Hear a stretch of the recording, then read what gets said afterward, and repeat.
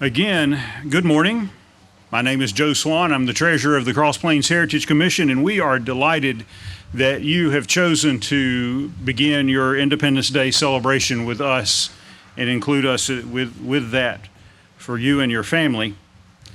This is the 36th annual Kilgore Remembrance ceremony that we have held. We began in 1986. And before I get too much further into the program, I would like to introduce Tom Gibson, who is the brand new minister at Cross Plains Methodist Church. Matter of fact, the poor man didn't know this morning that he was going to be asked to pray. So this is certainly ad lib, but Brother Gibson, we appreciate you being here. Yeah, thank you. I didn't know this morning that I was going to be invited to come. And then I got here and was invited to pray. Let us go to the Lord. Father God, we give you thanks and praise for this beautiful day, for this beautiful spot, for these beautiful children of yours gathered to commemorate and celebrate the early settlers of Robertson County. Like Thomas Kilgore, I'm a new person myself and came without a horse. And I'm thankful that nowadays the natives are friendly and accepting. We give you thanks for the long history and those people who think it important to keep and preserve it. We ask your blessing on all that we do this day. In the name of your Son, Jesus our Christ. Amen. Thank you.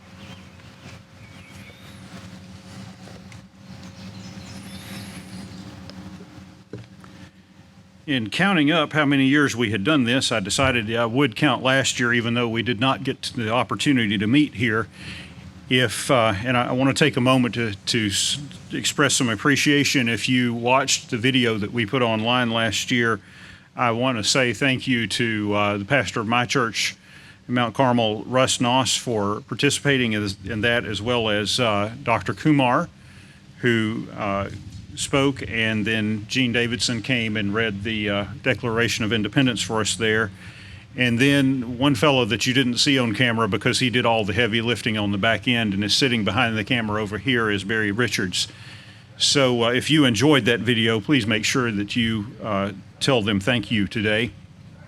Speaking of videos, Barry is recording this now, and the idea is for him to take this home and upload it for the Visit Cross Plains Facebook page. So if you've got family and friends who are not here today that you think would enjoy seeing this, it should be there by tomorrow.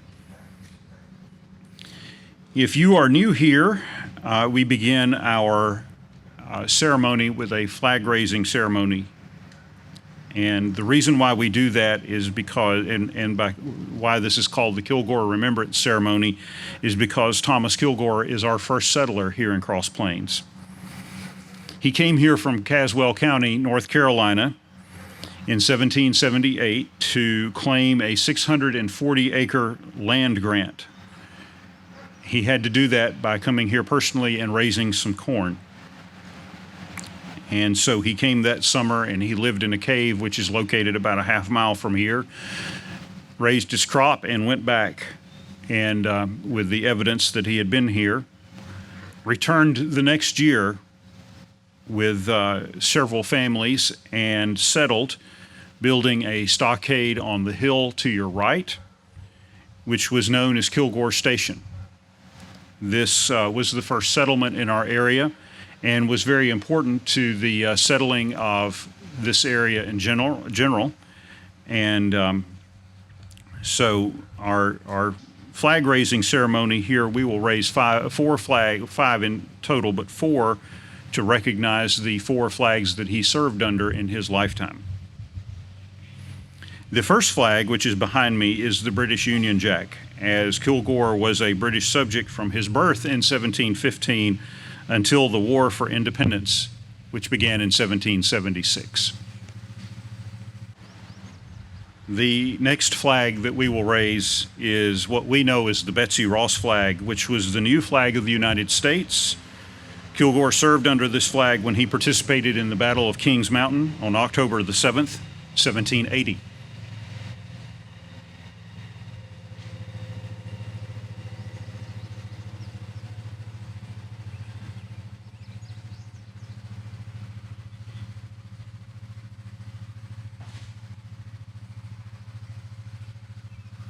Our third flag is the flag of the state of North Carolina. Because Kilgore lived here before Tennessee had been organized, and this whole area was part of North Carolina at that time. So he was a North Carolina citizen. The next one is the Tennessee state flag, as he became a Tennessean when we became a state here in 1796.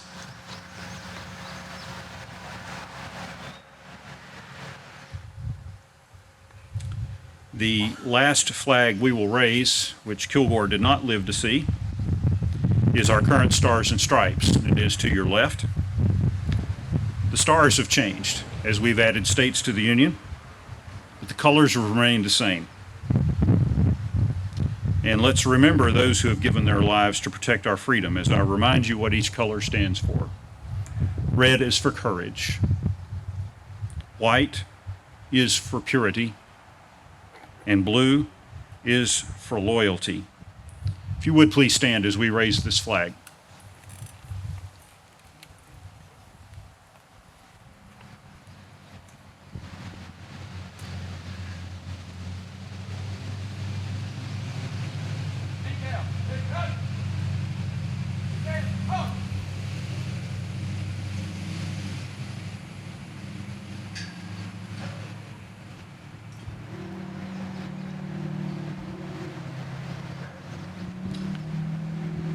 Would you please join me as we say the pledge to the flag? I pledge allegiance to the flag of the United States of America and to the republic for which it stands, one nation, under God, indivisible, with liberty and justice for all. We have Long Hunter reenactors here with us today, and they are prepared to fire a salute.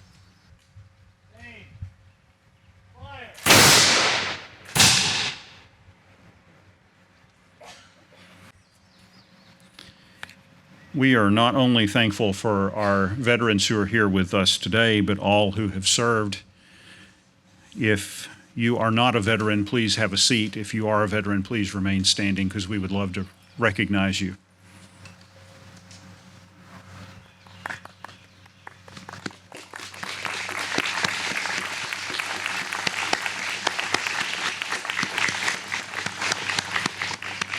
Thank you so much for your service to our country. We also have many here who serve with us locally as civil servants and first responders. So if you serve as a police officer or in the fire department or as with the ambulance service, please stand so that we can recognize you because we are certainly glad to have you when we call 911.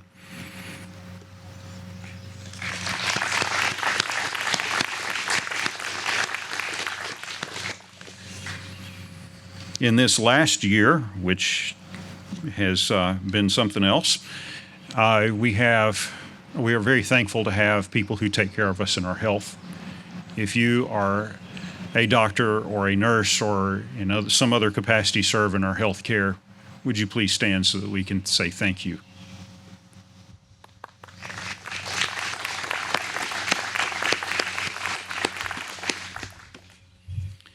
Finally, if you are a civil servant and elected to serve in a capacity in our government, we would love for you to come up and briefly introduce yourself and let us know who you are so that we can have a name and a face with the position that you hold.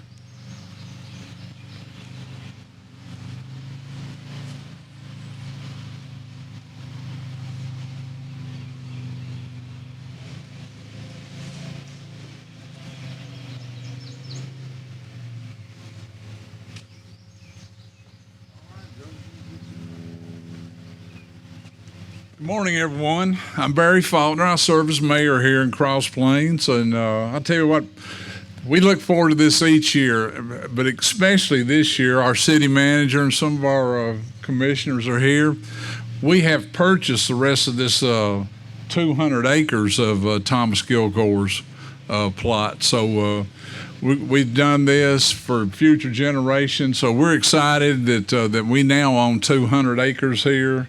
I hope you can see that we're trying to make some progress. So anyway, just want to take a second and welcome everybody, and thank you for coming out each year. And can't say enough about our military, of what they have sacrificed over the years, and they're always there to be a part of this community. So thank you for coming.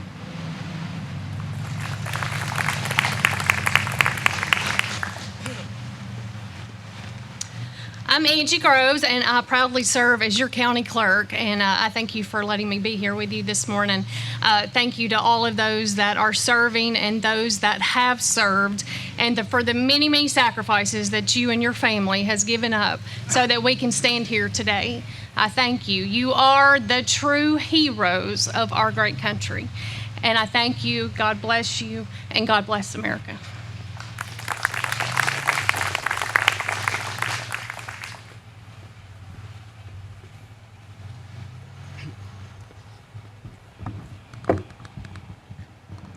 Good morning.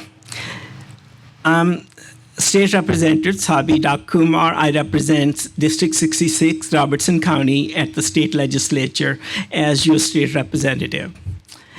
Driving up here today, I thought of the time that Thomas Kilgore spent here along the Red River, living in a cave, a truly frontier man.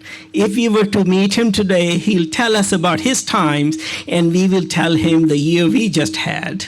And think of the contrasts and the differences and the challenges and the difficulties that he faced and we faced, although the comparison is in our hearts, really. But then after having exchanged those stories, we'll tell each other Happy 4th. Thank you, and God bless.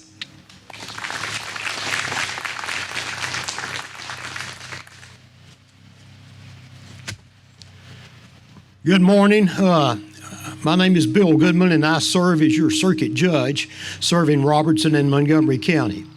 I hear all criminal felony cases, and I want to take this opportunity to thank Cross Plains for the absolutely tremendous job that you've done and the improvements that you've made, and say I always look forward to this event. I enjoy the commemoration of what our predecessors have done, and truly appreciate the inspiration it gives to me of what is left for us to continue. But again, thank you very much.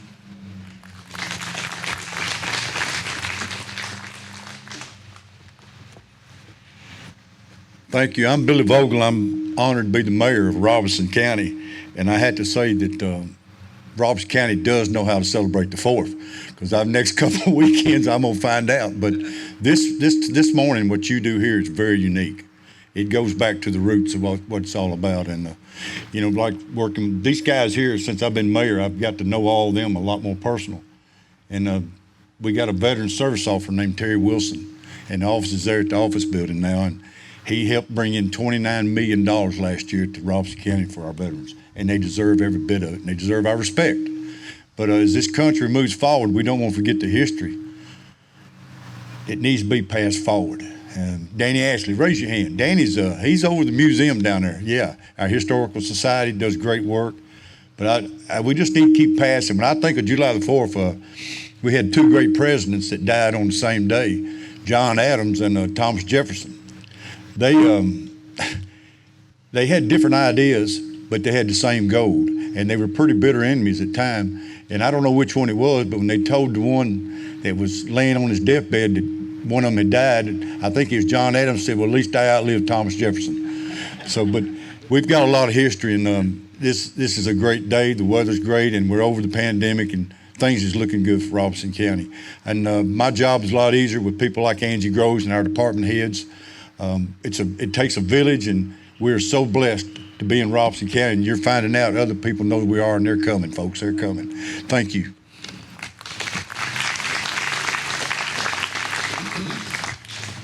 Good morning. My name is Bobby Couts, and I'm privileged to be the commissioner for the 1st District. I was blessed to grow up here, and I've never taken it for granted. And every time I come to something like this, I'm reminded of how blessed we all are, and pleased we should be. We're allowed to live in this country. So thank you for allowing me the privilege of doing this, and I want to thank the veterans once again. We'll never know what we owe them, so thank you.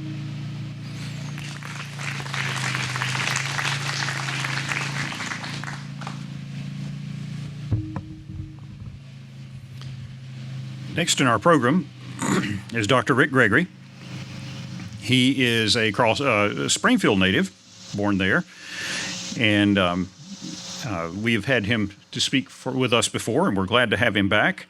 He is a graduate of Vanderbilt twice over with a master's and a doctorate in history, and he has also authored several books. Most recently, he co-authored this book with Yolanda Reed on the history of Springfield. Before that, I think you said about 20 years before that, they co-authored a book on the history of Robertson County. He has a book coming out later this year on the Bell Witch. So if you want to know something about the history of Robertson County, this is the man to ask right here. But he is about to come speak. After he speaks to us, Gene Davidson will come up and read portions of the Declaration of Independence. The Long Hunters will fire another volley, and we will be close to finishing up. So, Dr. Gregory, if you would come and speak.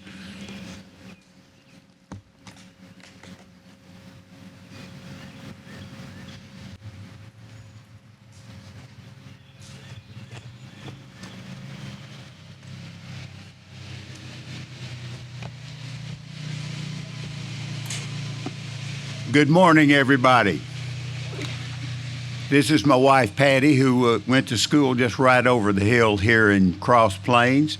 She's here to keep me on track, so she'll be giving me page numbers. So I'm going to read some things to you out of the book. And although I was born in the hospital in Springfield, which, by the way, was the old jail, some of you remember, and actually my folks were living in Orlinda. So I'm from this part of the county as well, now live in Adams. And before I start talking to you about the history of Springfield, I'm a historian by training, and I think of those people who signed the Declaration of Independence. Now, you're going to hear part of it from Gene later, but that was never put to vote.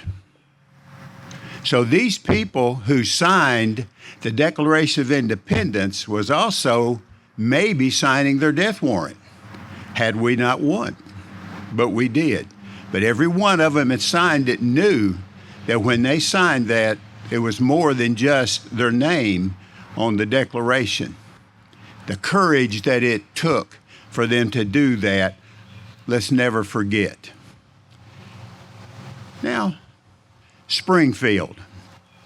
And before I talk to you about some of the elements of Springfield's history, let me give you just an idea of how I view history. Most history has always been written about what a small group of people have done. If you were rich, if you had elective office, if you were, quote, somebody, most history is written about that. That's not what I'm particularly interested in. What I'm interested in as an historian is what was life like for the rest of us? What was life like for regular human beings growing up in the United States, growing up in Tennessee and Robertson County, growing up in Cross Plains? What was life like for folks? And 20 years ago, when I co-authored the history of Robertson County, I wanted to call it something.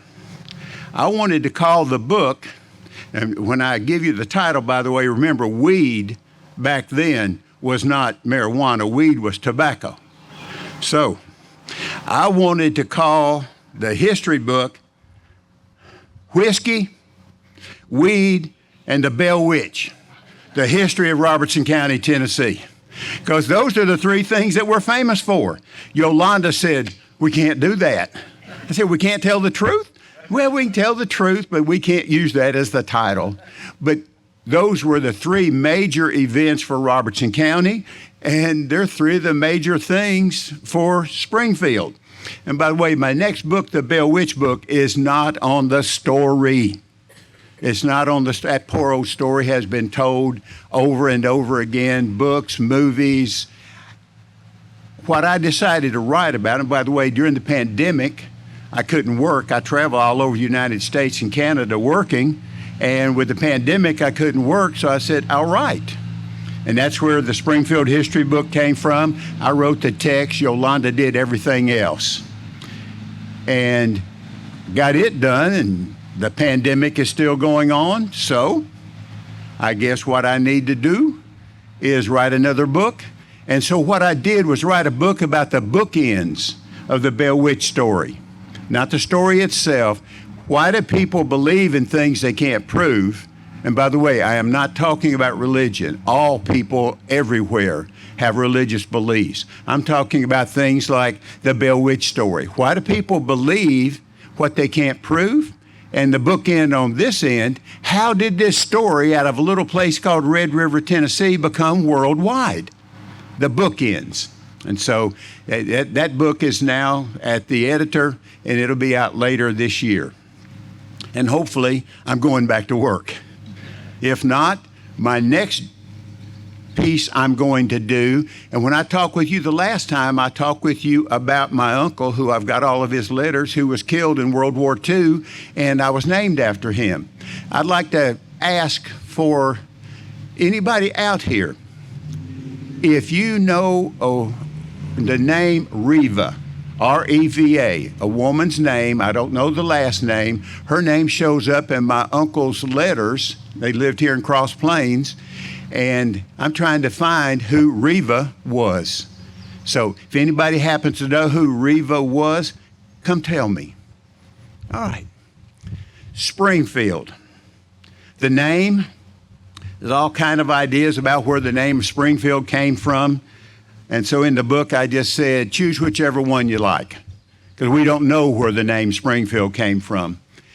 And to this idea of what was life like for people in general, I'm going to start with that point, and my wife is here to keep me on track. What page do I need to be on? 14? And by the way, this book is for sale.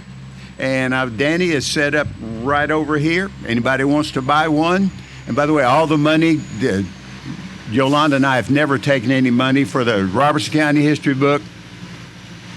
We won't take money for this book. It all goes to wherever we decide nonprofits are that we're going to give the money to.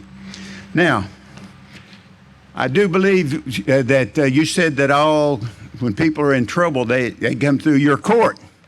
So there's a tendency to go, now back in the old days, people didn't get in trouble. No, this is a bad time to live. Hey, humans have always been humans, and humans always got in trouble. Is that true, Judge?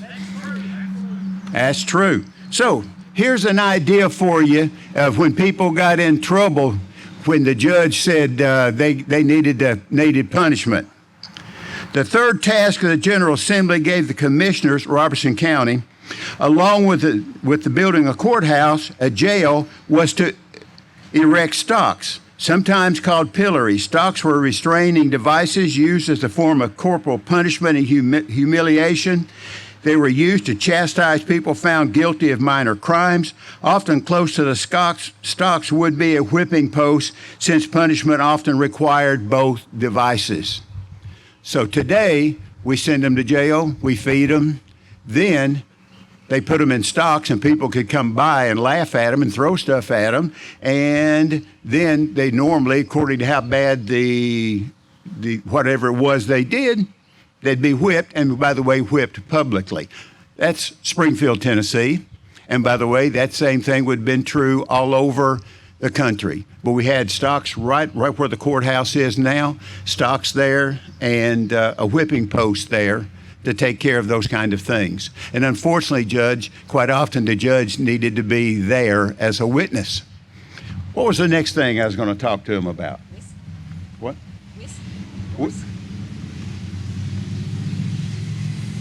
What page am I on? 19. Retired school teacher. Now, whiskey. Now, I know preachers, I'm sorry, but whiskey has always been a part of this county. I know sometimes we don't want to admit it. It's been a major part of this county and still is. And so when we look at what the first major crop was, or product was that came out of this county, that went out of this county and made money for people in this county, it's going to be whiskey. And A.L. Dorsey, who was a very early Robertson County historian, wrote, "Many of the early settlers read their Bibles by the light of fire under a still pot." In other words, making whiskey. And in 1800, there were 20 distilleries in operation in Robertson County, Tennessee. That was legal distilleries.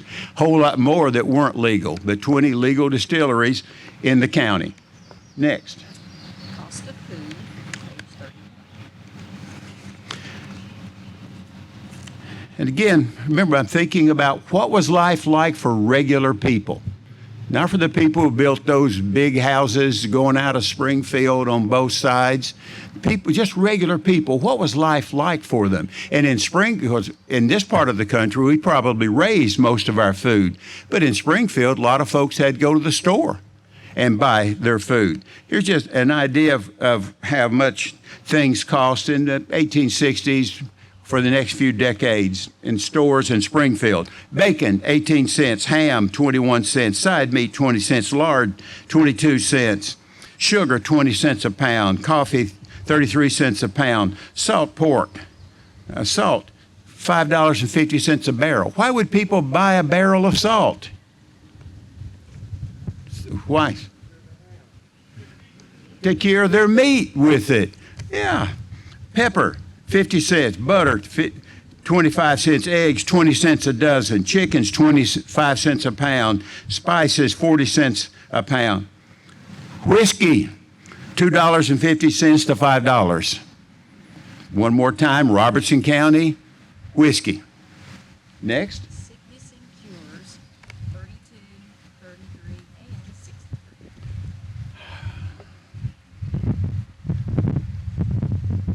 That's not me, that's the wind. So, if we're talking about regular people, what made people sick? And then, what kind of things were sold to them, things that they did to try to get well? And we think now, we just went through a pandemic, and we think this might be the worst thing that's ever happened. As a matter of fact, when it comes to health, up to fairly recently, people were facing pandemics all the time. And these pandemics just had different names. Give you an idea of what I'm talking about. From 1850 until 1900, especially in the winters, residents did not have to contend with much more important than sickness. In his 1856 diary, Washington Lowe, who lived on Willow Street in Springfield, described an outbreak of flux.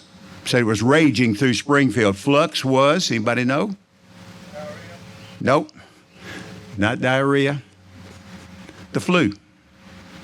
The very thing that we're facing now was a type of flu. And we had cholera, we had yellow fever, and we had smallpox. And then, to give you a sense of even worse, what's my next page? 63. Since we're talking about today, we're hopefully at the end of over a year-long pandemic. We had the 1918 flu. At the same time, by the way, we had smallpox raging through Springfield and the county. We had other diseases. The 1918 flu, though, was the worst. And my great-grandparents buried 3 of their children within 6 months of each other in 1918, and they're in a cemetery about 4 miles from where we're standing. Imagine losing 3 of your children to the flu, and we knew nothing about how to handle it, how to deal with the flu. At least today we know there's some things that we can do, but then people died. And we had pest houses all over Robertson County, outside Springfield, and sometimes people couldn't take care of themselves. They would come and live in places that the county would set up for people to come, so they'd be away from all the rest of us. And those that died, died, and those who didn't would survive. So what we have gone through isn't anything new. It's always been here in Robertson County. It's always been here in Springfield. It just went by different diseases, different names. And also, since we had those kind of things, what kind of things would be sold to people?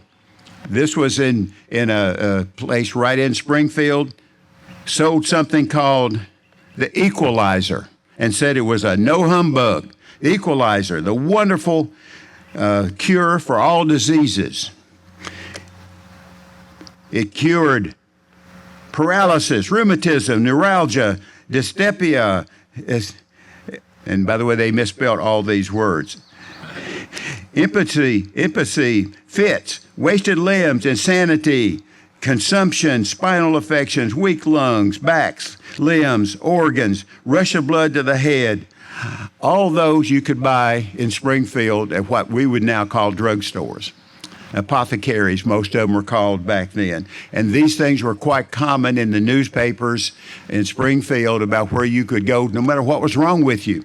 Oh, and by the way, anybody want to make a wild guess what the major drug was or the major cure was that people used?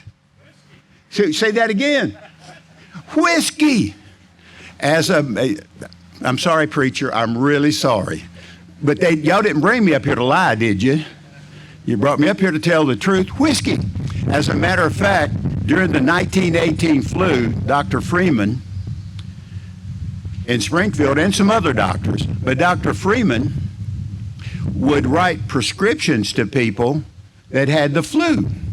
Because remember, we're living during Prohibition, so alcohol was illegal. And by the way, that does not mean people did not make it and people did not drink it. But it was illegal. So when the police in Springfield would raid a still, they wouldn't destroy the whiskey. It's put in a jail cell at the jail in Springfield, and which later I'm going to be born in when it's the hospital. And he'd write a prescription, and you could take your prescription to the jail and use that prescription to legally to get whiskey, because it's not whiskey, it is medicine. So one more time, in where we're at and that part of the world we live in, whiskey was important. What else? Laws, page 37. Laws. Again, we live in an era when it's easy to look back and go, people break laws now. They never did that. In the past, it was a golden age back there. No.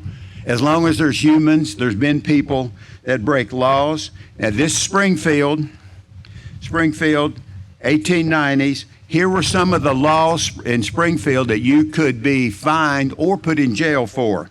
Gambling, wagering, shooting a gun, pistol, firearm on downtown Springfield, throwing rubbish or trash in the streets, failure to sweep the sidewalks in front of your business, throwing rocks, selling or giving cigarettes to minors. I love this one. Riding or driving any beast of burden faster than a moderate gait. Congregating on streets in Springfield, hitching your horse, buggy, or wagon to a shade tree on the square around the courthouse. And one that I especially like, and this is what people got in trouble over more than anything else, is not taking care of their outhouses. And just one of many that I put in here, B.H. Sorey, a blacksmith on Spring Street in Springfield, his outhouse was declared a nuisance and it was ordered to be removed. What do you reckon was the nuisance? What would you guess? Smell. So that was a big issue, and police had to do that on a regular basis in Springfield, is go around and check for these things. Tobacco. We can't understand Springfield without understanding tobacco. We became the city for dark fired tobacco. We didn't start out that way, by the way. We don't become a major, the people raised tobacco, but it wasn't Springfield where most of it were sold until the Tobacco Association that Ewing, who built Glen Raven, Ewing and his people put together with the Dark Planters Protective Association in the early 1900s. That's what I wrote my doctoral dissertation at Vanderbilt about. And that's when Springfield becomes the largest sales place for dark fired tobacco in the world. It had been Clarksville, it had been Hopkinsville and other places, but that Tobacco Association put their sale house in Springfield. That's how we became number one. And then when the federal government in the 1930s put the Eastern dark fired offices here, that also helped put Springfield on the map as the place for dark fired tobacco. Quick question for you. The Night Riders, which I wrote about in my dissertation, the Night Riders raided Hoptown, they raided Russellville, they raided other places. Two major cities they did not raid, Springfield and Clarksville. Springfield, because that's the home of the Tobacco Association that the association used, and so it was safe. A couple of things did happen, but nothing like what happened in Hopkinsville. Why was Clarksville not raided? It was the home of the American Tobacco Company, the enemies of the association. I'll give you a hint. Think about geography. What is it about Clarksville's geography? The rivers. You could get in, but you couldn't get out. That same Ben Sorey that I just read to you about, he got burned out in Springfield because he had a tobacco warehouse that did not belong to the association. He got burned out. He went to Clarksville. He started a private army in Clarksville and said, hey, Night Riders, why come someplace else? Come to Clarksville. We'll give you a good old time in Clarksville. You could get in, but you couldn't get out. So, what else? What page am I on? 107. I'm getting ready to say what I am most proud that I wrote in this book. The first two-thirds of the book is narrative. The last third is list of people. And what I'm most proud of having written in this book. And I'm looking around the room. I'm glad I'm seeing a lot of women out there, because if it was all men, I might be in trouble. What I am most proud of having written in this book is this. And we're talking about the early 2000s to now. In many ways, if you stretch a decade to 12 years, the most recent decade could be called the decade of women. Women, can I hear something? Are you kind of happy? The decade of women. Yes, thank you. The decade of women. Females emerge as leaders in deciding the present and future of the city. In November 2006, Margot Fosnes became the first female executive director of the Chamber of Commerce. 4 years later, she also became the first female economic development director of the Robertson County Economic Development Board. In 2018, Ms. Fosnes was named the Robertson County Person of the Year. Jordan Osborne followed Fosnes as the Chamber Executive Director in May 2018. She joined the Chamber of Commerce staff in 2010. Ann Schneider was elected the city's first female mayor in Springfield in November of 2016. August 2017, Gina Holt replaced Paul Nutting as the city's first female city manager. She had also was the assistant city manager before that.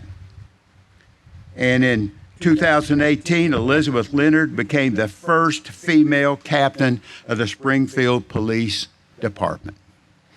I'm proud to have written those words. I'm proud that they're true. I'm proud to be here. I'm proud to be a Robertson County native. My people came here on a Revolutionary War grant in 1803. and I'm proud to be here with y'all today to share this information. Y'all take care of yourselves.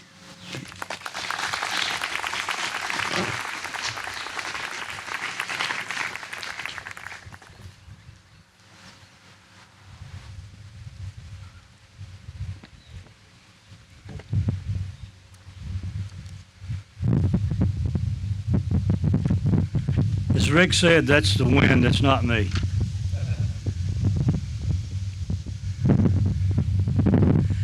Last summer, before I get into this, good morning, glad to be here with you. Last summer, Rick, he didn't allude to this, but some of us around the county were asked to participate in a filming of different people in Robertson County. And Debbie, my wife, and I had, our segment was to be the Kilgores. And this is, I think, this is still on film at the Robertson County Museum. Rick was on there talking about the Night Riders. And there was someone else was talking about Port Royal. If you have an opportunity to visit there, you might want to see these because you might find them a little bit interesting, hopefully. And I think we're supposed to do something like that again. We were supposed to be here, but they had to film it because of the virus at the time. And so this year, this summer, we will be back here on this site in July and I think August, 2 different dates. Thank you, Danny. Danny's the one that got us to do this. By the way, the reason why I have these clothes on today, these are the clothes that I wore when they were doing the filming.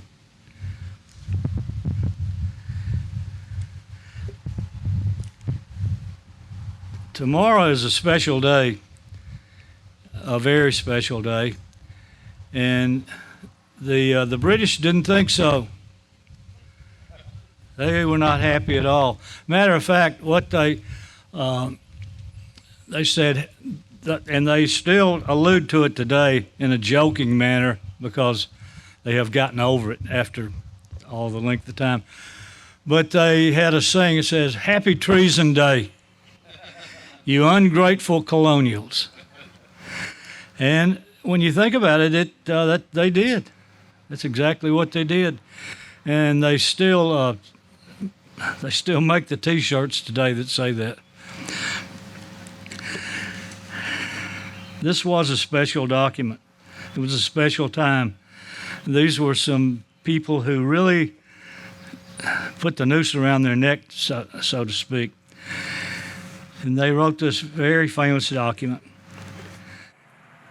When in the course of human events it becomes necessary for one people to dissolve the political bonds which have connected them with another, and to assume among the powers of the earth separation and equal station to which the laws of nature and of nature's God entitled them, a decent respect to the opinion of mankind requires that they should declare the causes which impel them to the separation. And the next section of that was, it's a new theory of government. We hold these truths to be self-evident, that all men are created equal, that they are endowed by their Creator with certain inalienable rights, that among these are life, liberty, and the pursuit of happiness. That to secure these rights, governments are instituted among men, deriving their just powers from the consent of the governed, that whenever any form of government becomes destructive to these ends, it is the right of the people to alter or to abolish it, and institute a new government laying its foundation on such principles and organizing its powers in such form as to them shall seem most likely to affect their safety and their happiness. Prudence, indeed, will dictate that governments long established should not be changed for light and transient causes. And accordingly, all experience hath shown that mankind are more disposed to suffer while evils are sufferable than to right themselves by abolishing the forms to which they are accustomed. But when a long train of abuses and usurpations, pursuing invariably the same object, evinces a design to reduce them under absolute despotism, it is their right, it is their duty to throw off such government and to provide new guards for their future security. Then there were all the reasons listed for the separation. But the final portion is what it all fits together. The final is a formal declaration of war.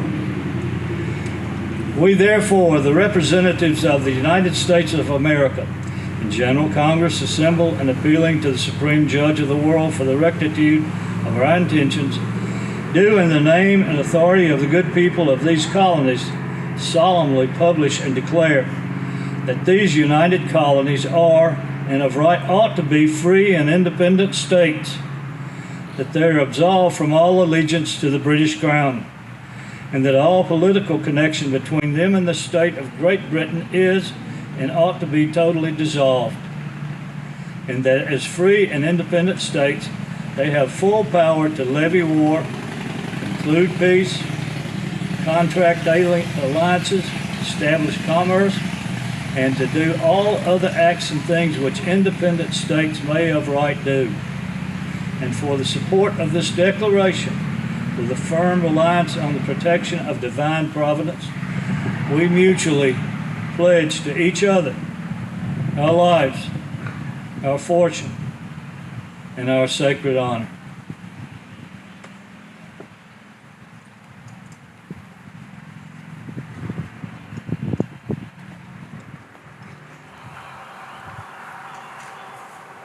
Make ready. Aim. Fire.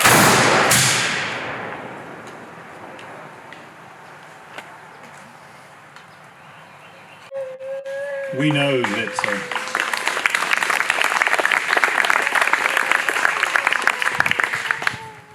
that by signing the Declaration of Independence, the signers could have been putting a noose around their neck.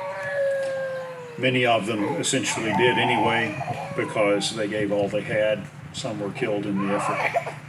Some died in poverty. So it wasn't a thing to be taken lightly. We want to thank you for being here today, especially to Dr. Gregory for being our guest speaker, and Eugene Davidson for returning to read the Declaration of Independence for us, and the Long Hunter reenactors who have fired their salute. That'll make the day very special. Barry, thank you for all you do to make sure that we can hear and that people can hear later, and for the VFW for participating in our flag-raising ceremony. William and Nancy Beller, you all are instrumental to making this thing work, and we appreciate you. We invite you to stay and visit with neighbors, and we have refreshments on the table in the back. And thank you, Nancy Beller and Vicki Swan, for providing those. And so enjoy visiting and your day and the rest of celebrating Independence Day today and tomorrow. You're dismissed.